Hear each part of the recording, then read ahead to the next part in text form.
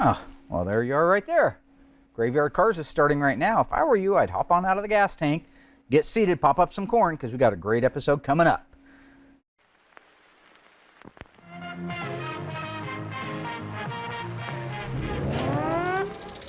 They're coming to get you, Barbara.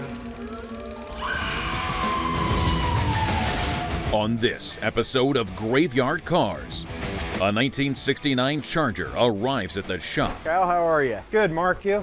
I'm doing good. prompting Mark to gather Will, Alyssa, and cousin Dougie to teach them why they should appreciate Chargers for more than just their looks. What are the other things that jump out about you different between this and the other two models that surround it, the 68 and the 70? All before the 69 Charger owners return to tell the story of their car.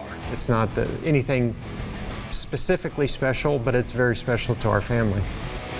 In Springfield, Oregon, Mark Worman, together with his skilled ghouls, It has been established that the unburied dead are coming back to life. bring classic Mopar muscle cars back from the dead to look like they did the moment they left the factory floor. Because of the obvious threat, this station will remain on the air day and night.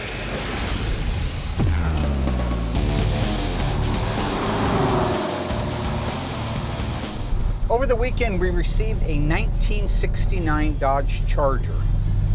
Now, this is a 383 two-barrel car.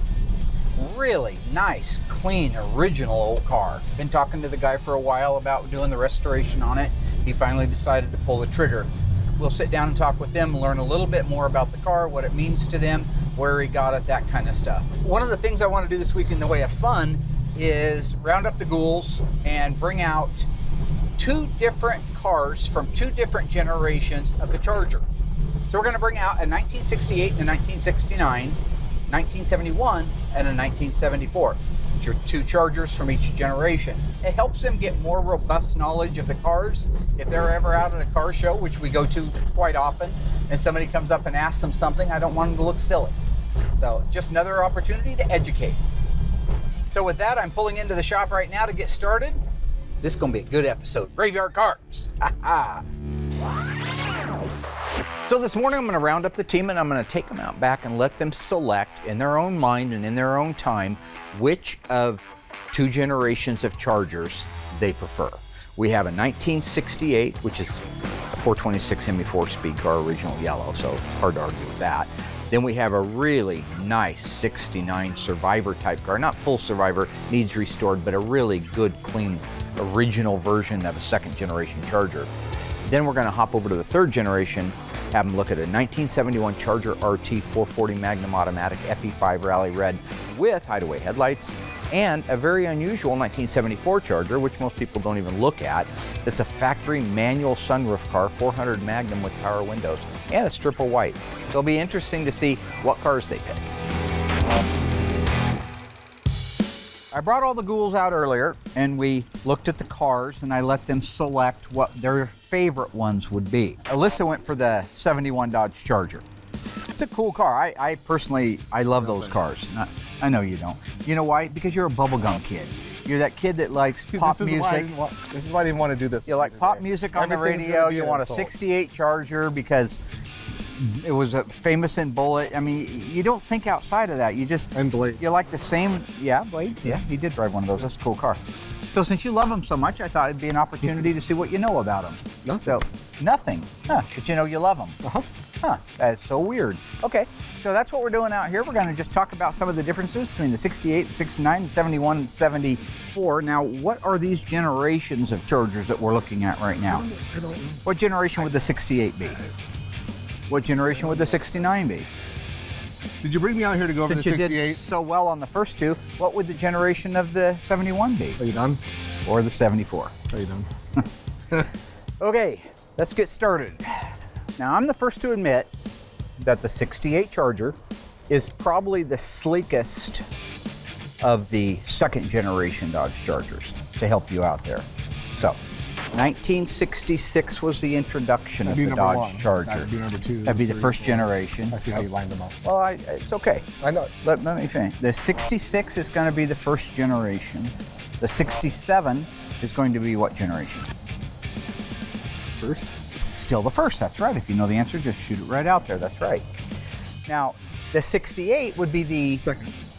what year, what one of the second generation? The first one, the second one, or the third one of the second generation? Math is starting to, yeah, it's the first car of the, Gotta be the first. second generation. Of the second. All right. Right. So all that aside, I believe that it is a very sleek and sexy car. Now, what is it you like about this car that you don't like about the great looking 69? I love the That grille. made you jump on this like a little kid on a cartoon. why- What do you like about that grill compared to that grill? Because this is all one piece and it hides the headlights. That's a one-piece grill, Yeah, but no. Well, it's got that center thing in the middle. and it hides the headlights. This is one piece. That's There's no center divider. And now we're getting something. There's no center divider. That's right. Like I say, if you know the answer, just throw it out there. This one does not use the nose piece in the middle, the H molding style nose piece, but it does have concealed headlamps. Right. And the 69 has concealed headlamps. Right. Did you know that the first generation, the 66 And I like the and the taillights. 67, also had concealed I like headlights? the taillights. And some of the third generation had concealed headlights. For example, our 71. And the 68 dashes down there. is a 1 year only option. I love that. It's an option, Yeah, or it was standard equipment? standard. Okay. But it was the So- only year that had it, so. So I like the grill. I will concede with that. I like the bumper. I will concede with that. Now, you had pointed out that you like I so saw the this. 68 I so saw this. only So saw this. instrument panel assembly. And I agree. I think it's very, very cool, and it's definitely a one-year only unique It's starting to thing. rain. Can we It's finish this fine. This later? is Oregon. I'm not hiding anything anymore. This bull crap people do, like it's always sunny in Philadelphia. This ain't Philadelphia. All right, this is Oregon. We shoot in the rain, okay? It's gonna make my hair look wet, which is gonna make me look bald. Yeah, screw you, Magic Hat.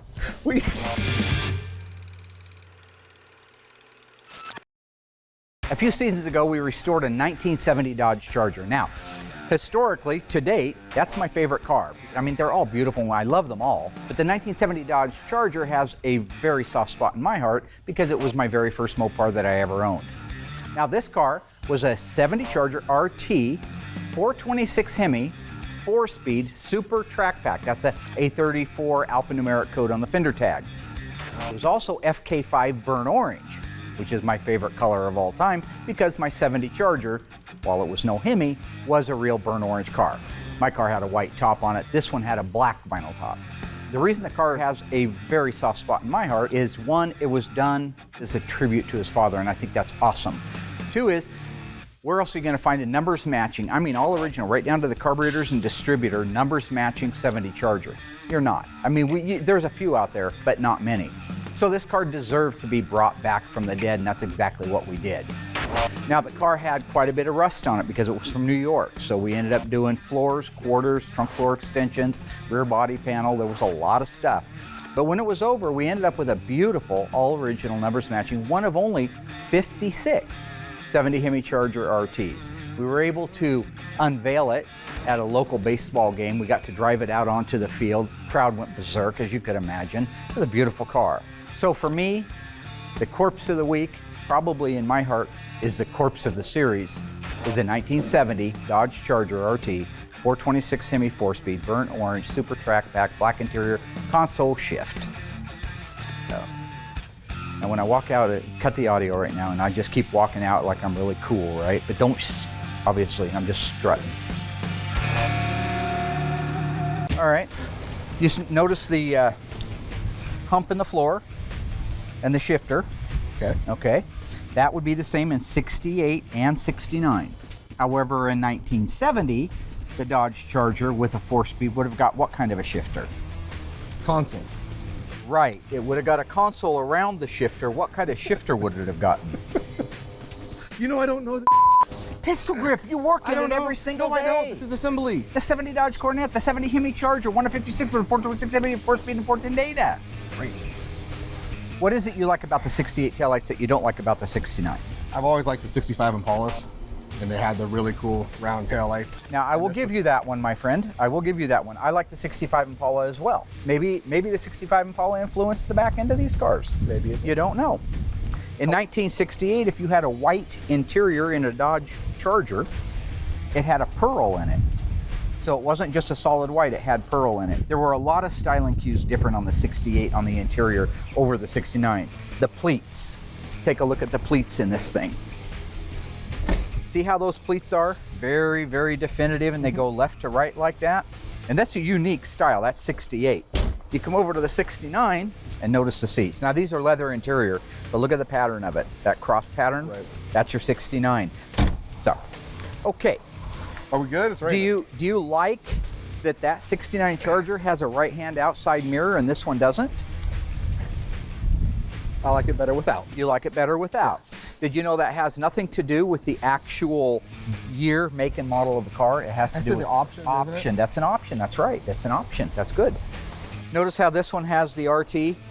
That was standard in the 68 Charger RT models. That one doesn't have one. That's not an RT.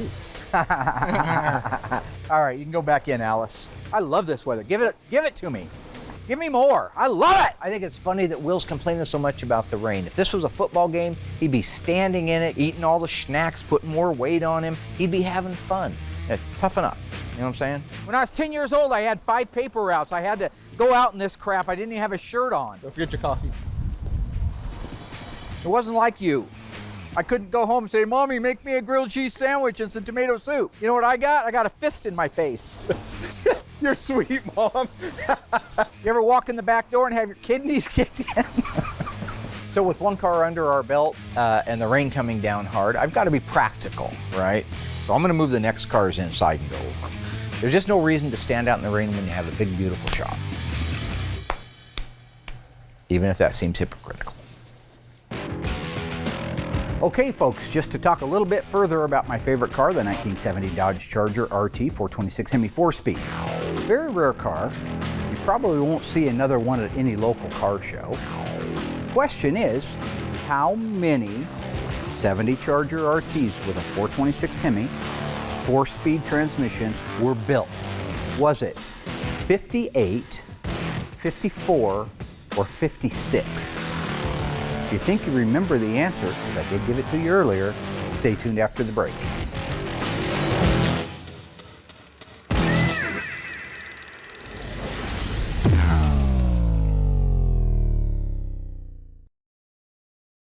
All right, ghouls, on our 1970 Dodge Charger, if you answered that they built 56 with a 426 Hemi and a 4-speed, you're right.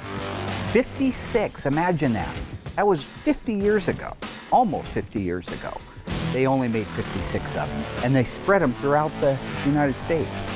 How many are in your hometown?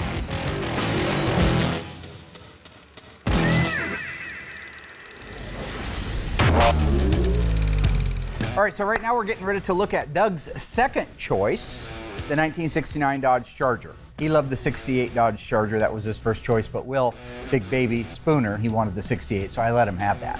Without further ado, let's go over some of the things that you like about the 69 Dodge Charger and what sets it apart from the others. Shall we? Yeah. Okay. Oh, sorry. You go. No, you're okay. You go ahead. You walk off that way. You go around that way. I was going to point out the front grille. Well, the center of the grille is different than all of them. Yes, it is.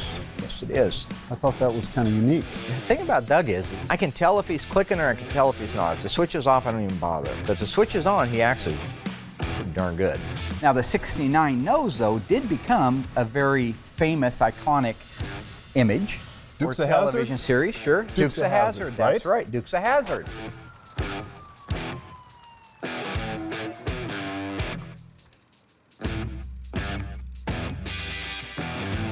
What are the other things that jump out about you different between this and the other two models that surround it, the 68 and the 70? The side lights? The side lights. 69 is unique by itself. This actually does not have a park lamp in it. Just a reflector. So in 69, it was just a reflector. It actually wasn't a side marker light, which is weird because in 68, it was round and it was located up higher right on the style line. But it would actually illuminate. And the 70 would also illuminate. But this particular one was just a reflector. Now this is a special edition. So what is the SE going to tell us on this particular car? What would it have guaranteed that a non-SE wouldn't have? It's very similar Leather to your interior? Very similar to your Grand Coupe, that's right. Yeah. It also gets the wood grain dash panel. Oh, yeah. So the wood grain dash panel was standard on the SEs, and it was the only way you could get it in 69.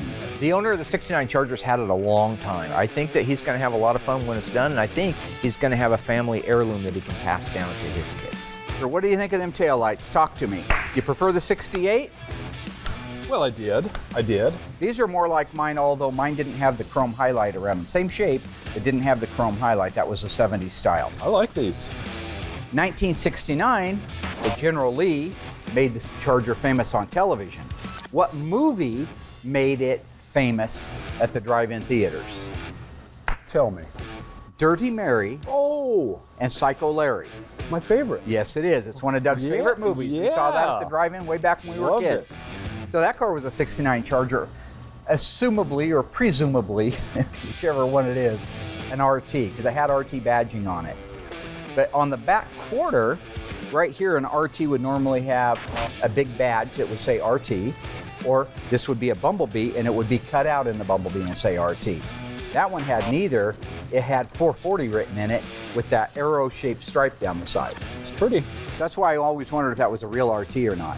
It also probably, when it started life, was a vinyl top car, but they didn't think that was very sexy, so they painted the top the same color as the body. But if you look carefully at the pictures, you'll see that that car has these moldings on it. They wouldn't have put those moldings on. It'd been like our 68 Charger. Wouldn't have been a molding there if it wasn't a vinyl top car. But if you look carefully at the wreck scene at the end of Dirty Mary and Crazy Larry, right after Mary says, "I think I'm ready to unload," they smash into that train. That's a real 69 Charger. I don't know which one from the movie, but it's one of them that they had used or planned for it, and that was a real scene. And if you look carefully, you'll see that's a real hit. Watch the secondary damage go throughout the entire car, all the way through to the back window and around. That hit in the front is an example of how a unibody will transfer damage where a subframe car won't. Okay, it's because it's all one piece. So it lives together, it dies together, it wrecks together, it spreads together. That's just the way it is. From 1968 to 1970, did all Chargers, regardless of the model and engine, get a flip-top gas cap? Sure. Yes, that's correct. Very nice. Were there any other cars that got the flip-top gas cap in 1969? Barracuda? Yeah. Oh, Dougie coming out of the gates a little slow, but gaining the speed now. Oh, one thing I do want to talk about before we peel The out of here. L51s? The want you to- L31s. What I'd like to know is, why are you doing this with that? Doing what with what? Thank you for asking. This, it's everywhere now. It's like, where's Waldo? I did that? Careful, don't break my hand.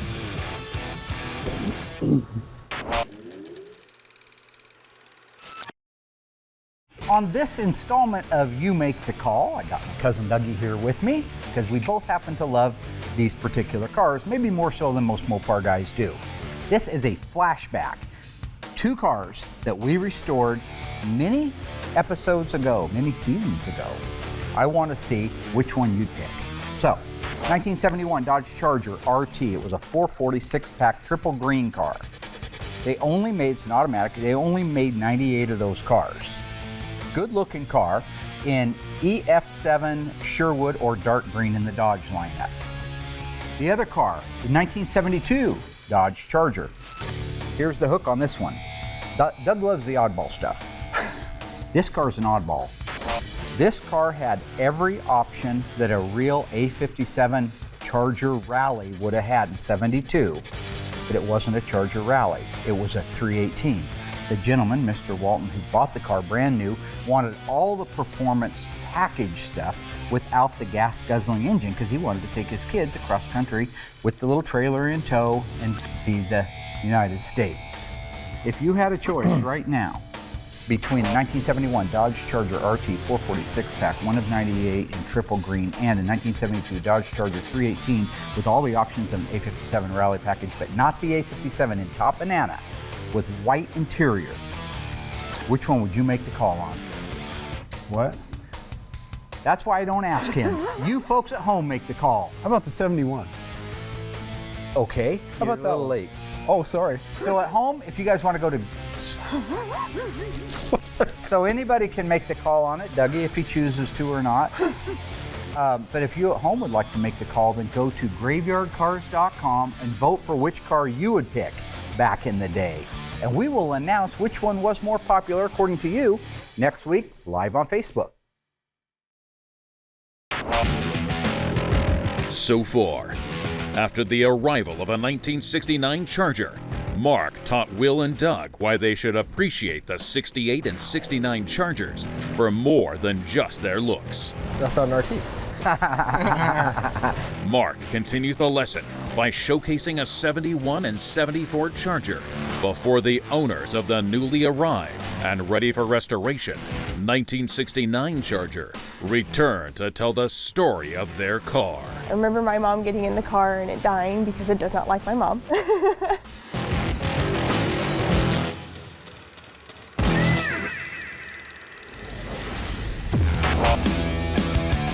So we have moved our 71 Charger, Alyssa's choice.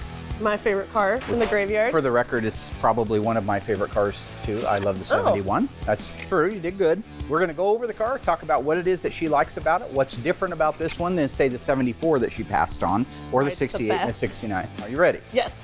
1971 Dodge Charger 440 Magnum Automatic. The 71 Charger came down out of Washington. The guy had been wanting to restore the car. He owned it for years. Looking forward to seeing that one done. I think it's going to be a beauty.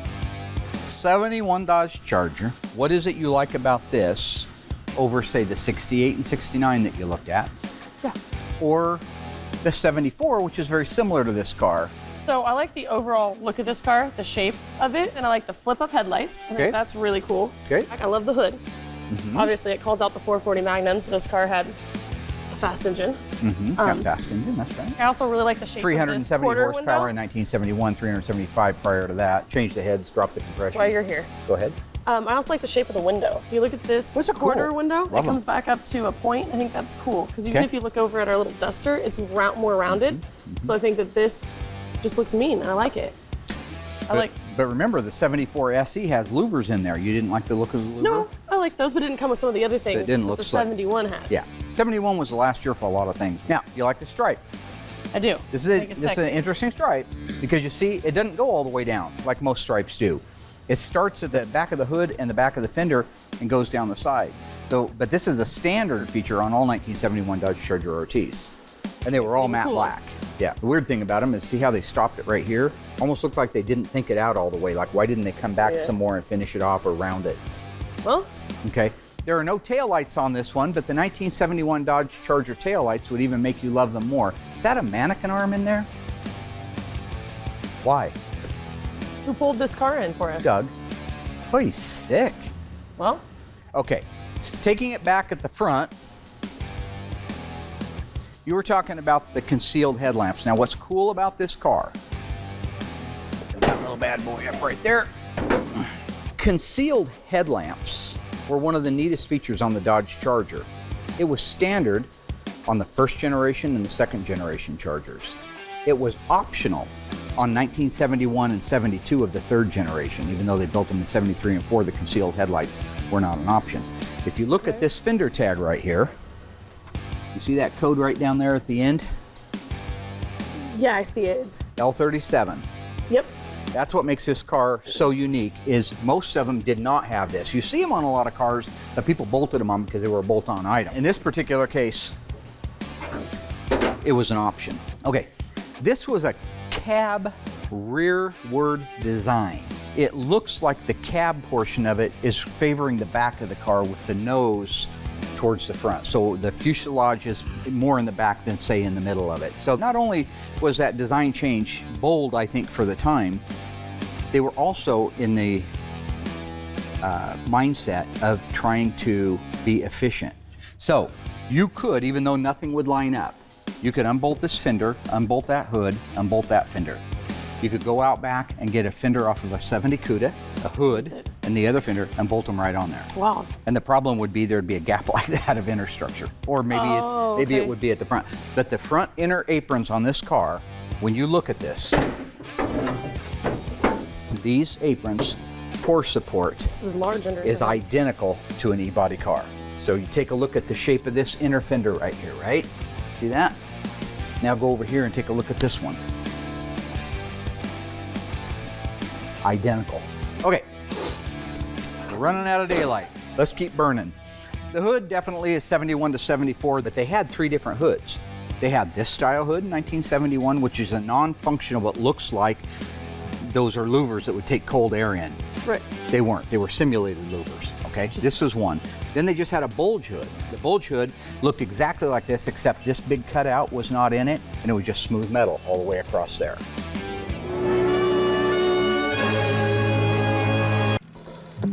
Tony D'Agostino would like to inform you that Mark Too Cool for Tony's Mopar School, Warman, is incorrect. Although all 1971 to 1974 hoods were interchangeable, this hood with this insert was only available on a 71 Charger RT. Additionally, the bulge hood was not available on the 71 Charger. However, the flat hood was available for the standard Charger. Quote, hoods can be a hot mess, not unlike a Philly cheesesteak with too much cheese whiz. End quote. We now return you to the feature presentation. And then the third one was a true real live Ram Charger hood, where the air door, like our 71 Charger we did back in season 3, the green car 446 pack automatic, that one has a fully functional door that has Ram Charger written on the side of it. Those were the 3 different hoods you could get with it. Let's talk about the side markers. You like those? Yeah. 1970, they were a different fender and a different quarter panel, and they were chrome like the Challenger. They looked like these. They weren't exactly, but they looked like these. 71, that was one of my favorite features. It uses that painted grille, monochromatic, and then you have, and it's flush with the actual fender itself and the quarter panel. Part of the car. It looks like it's inset. It looks spacey a little bit. The louvers in the doors are cool too. 1971, the Dodge Charger RT. It was the last year for the RT model. They did have a performance model in 72, so you know. In 72, it wasn't called an RT though, it was called a Charger Rally. And instead of having 2 vertical louvers like that, it had 5 that went down like that. Like our 72 Charger for the Waltons that we did, that nice family. That was a 72. 71 was the last year technically available with the 446 pack engine. However, there are a few, only a handful, of 1972 Chargers and Roadrunners that escaped the factory with a V code 446 pack or 6 barrels. That's cool. So with that, meeting S adjourned. Do you have any questions? No. Nope. So as everybody knows, my favorite car in history that we have restored to date was a 1970 Dodge Charger RT with a 426 Hemi, a 4-speed, and a Super Track Pack axle package. It was FK5 with a black top and a black interior. True or false? The FK5 stood for Burnt Sienna. Think you know the answer? Stay tuned after the break and I'll let you know.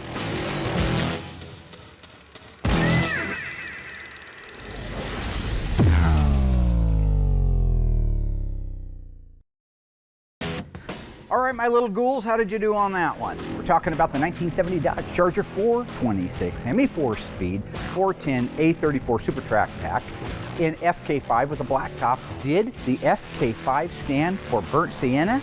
If you said true, well, you're wrong. You're not only wrong, you shouldn't be allowed to watch the show anymore. I'm just kidding. FK5 is burnt orange. I talked about it from the day we started the series until now. My favorite color, burnt orange. My car happened to also have a burnt orange interior. Now, when I was in 2nd grade, I only had 8 crayons, so I wasn't able to make burnt orange or burnt sienna. So it wasn't until later on in life that I was able to appreciate those colors.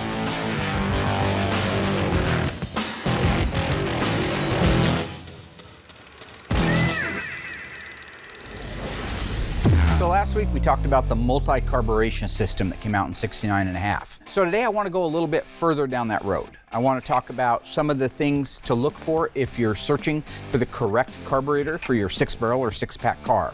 So I brought out a completely restored carburetor. Scott Smith up at Harms Auto does all of our carburetor restoration. I also have a Holley remanufactured replica of that carburetor. First off, how do you know this is the correct center carburetor for your 1970, only year they made them, AAR CUDA with an automatic transmission? The list number. So if you look here at the list number, you'll see it reads 4792. We'll go to our little reference book here. A center carburetor with A53 package. A53, of course, is our AAR CUDA on a 70 BS23 car. It also has a part number of 83 on it, probably the last 2 digits of the actual part number.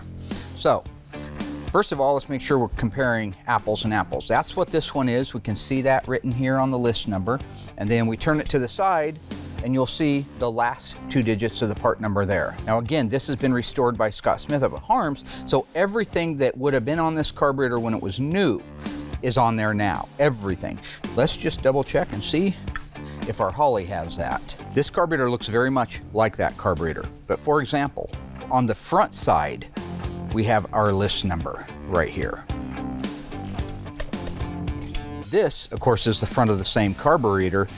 No list number here, it appears over here. So I don't know why they chose to do that. Maybe a quick way to be able to identify a replica from an original. This plate right here is a gold cadmium. This plate's a gold cadmium. However, on these screws, they're also gold, where over here they were originally zinc plated. So this would be an accurate restoration on Scott's part. See how these screws have a tapered finish to them. They're tapered out at the bottom. They have a flat slot in them, and they're yellow chromate. These over here are a hex style, probably a 10 millimeter, sadly. What's cool is you can go to Classic Industries, order a correct set of the original screws, replicas, and put them in your brand new Holley carburetor. It's a winner all the way around. Now you're taking this carburetor and you're making it look a lot more accurate and close to the original one. So, time for a 6-pack. Not the beer, the carburetors. I don't drink anymore. I ruined that privilege in 1986, so. So the 74 basic body shape is the same as the 71. But as we all know, in 1971 was also the last year of the super performance cars. So they went to features, creature features, and looks instead of performance, all right? So the other day I had the ghouls go out into the lot and pick which of the 2-generation Chargers I had lined up that they liked the best. Now, Alyssa, Emma's mommy, went out and selected a 1971 Charger RT. Now, she's not here today because she doesn't feel well, and that's understandable. This is real TV land, so I got a stand-in. She does all of her stunt doubles. This is Emma Marie Rose. So she's gonna pretend to be Alyssa for the day. I've also got Will here. Will picked the 1968 Dodge Charger, and Doug picked the remaining 2nd-generation Charger, which was the 69. What nobody picked was this little 1974 Dodge Charger SE 400 Magnum car. I happen to think it's a pretty cool car. Doug should think it's a pretty cool car too because I had one. Because he had one, that's right. So the front end of this car is probably the least attractive, to me, part of the car. No concealed headlights, and I don't know why they brought the grille all the way out, but they did. That was the design idea, and then recessed the headlights. The other thing they did in 1970, starting in 73, were these ugly bumper guards, which most people take them off by now. What are these called, Emma? Bumper cars. Bumper guards, that's right, that's right. So that's the front end, but the valance panel is the same from 71 to 74. The lower valance.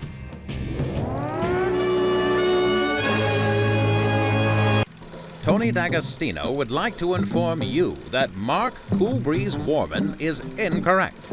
The 1971 through 1974 Charger valances are not the same. However, the 71 and 72 Charger valances are the same. Likewise, the 73 and 74 Charger valances are the same. But to say that the 71 through 74 valances are the same is, quote, a gross oversimplification of the facts. Just like saying that if a fella likes a Philly cheesesteak once or twice a day, that he eats them all the time. I mean, come on, that just ain't right. End quote. We now return you to the feature presentation. Working our way down the side, you'll notice that our cool flush mount side markers in 71 are gone, and they're this kind of sticking, protruding above the surface type. Can you see this right here? Uh-huh. This big opening with this panel in it? Yep. That is called a sunroof. Now, very few cars had a sunroof. This one's a manual sunroof, so I believe it's M52. This thing slides open. So this car originally is white with a white top and white interior. Yeah, a very pretty car when it's all done. Mm-hmm. I agree. Yeah, I agree. I know. I agree. Doug does agree. Yep. Doug likes that. I love it. I love the car. Do you really? I do. One of my favorite features is the louvered quarter windows. Same here. I believe 73 and 74 on those. I could be wrong, but I believe it's 73, 74. Yes, Tony. I could call Tony, but he's eating a Philly steak sandwich right now, and I wouldn't want to interrupt him.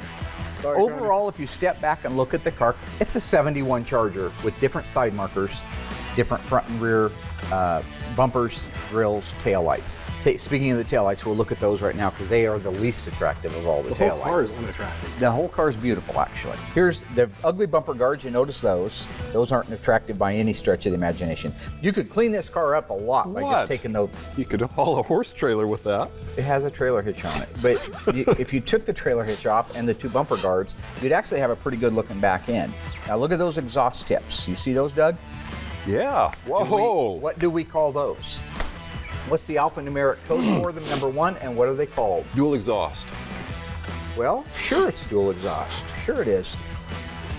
What would the alphanumeric code be for, say, dual exhaust with bright tips? What would the code be, Emma? N42. N42, that's right, that's right. Now, those tips are referred to as machine gun tips. That's what I was going to say. Yeah. Yeah. So our friends down at Accurate Exhaust make exact replicas of those now. Oh, interesting. He's actually got a fiberglass hood on here. Uh-huh. So you see we have two fender tags here. Now, you see that a lot more commonly after 1971 than you did in 71 and back.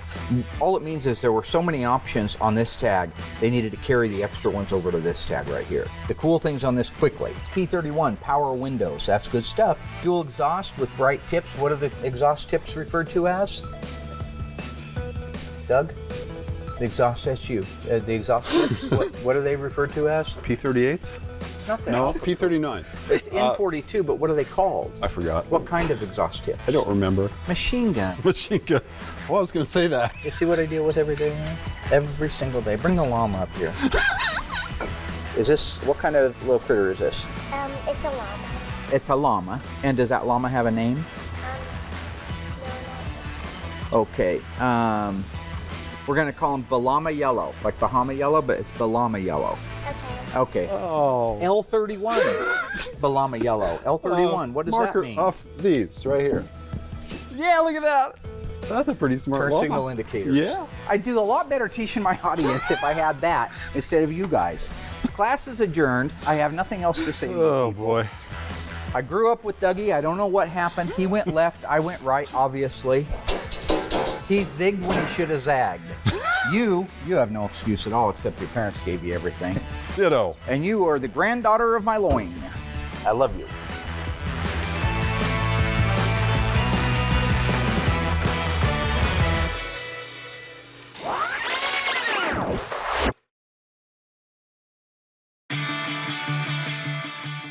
The owner of the 69 Chargers had it a long time. I didn't get an opportunity on the phone with him to go over everything, the backstory, but that's the stuff that I love. So I know when they get back over from the coast, they're going to sit down and kind of tell their story. So I'm looking forward to hearing that. I'm Kyle Koss. I'm the CDL training coordinator for Jefferson County Road and Bridge. This is my daughter, Dakota. This is my oldest daughter. What year did you say you bought the car? In October of 1988. So I bought the Charger when I was 15 years old. We saw the vehicle actually in a car accident. So we followed the tow truck home to the guy's house, and he didn't want to part the car out, so I asked if he wanted to sell it, and I ended up buying the car for $100. Now, I made some pretty good buys in my younger days, but I don't think I ever bought a car like this for $100. I got the bill of sale to prove it. I believe you. I believe you. Wow. We used to take it out on Friday nights, go do little cruises and that. And we've taken it to Bandimere and did some drag racing with it. It's not the fastest car. It's more of a highway car. I mean, for a non-touch, it's a good original old car. A lot of these things, you see our yard full of them. They're not this nice when they come in. So Right. Just stuff like that's amazing. You've got a bunch of paperwork, is that right? Correct. Stuff that you've collected over the years? Yes.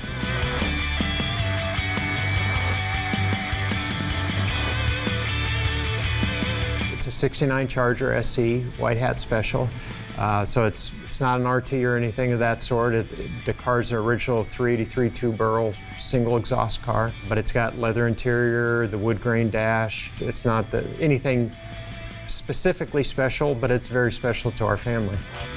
I remember being in the garage with my dad a lot and sitting in the back seat in my car seat, going to Sonic and doing all those Friday night cruises, and just the smell of the old car. And I remember my mom getting in the car and it dying because it does not like my mom.